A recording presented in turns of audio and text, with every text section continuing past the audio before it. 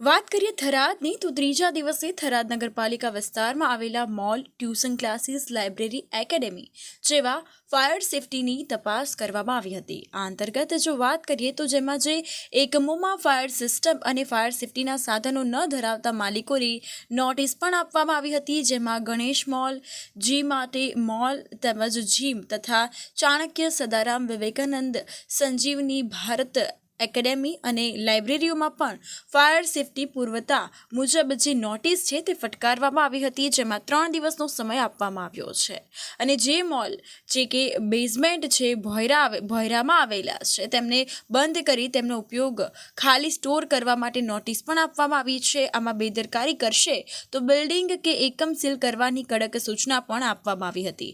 જેમાં થરાદના મામલતદાર કે.એચ. વાઘેલા, નગરપાલિકા chief officer વિપુલભાઈ પરમાર અને નગરપાલિકા ફાયર ઓફિસર વિરમભાઈ રાઠોડ, નગરપાલિકા એન્જિનિયર લાલજી પટેલ અને પોલીસ સ્ટાફ સાથે રહીને આ કાર્યવાહી કરવામાં આવી હતી.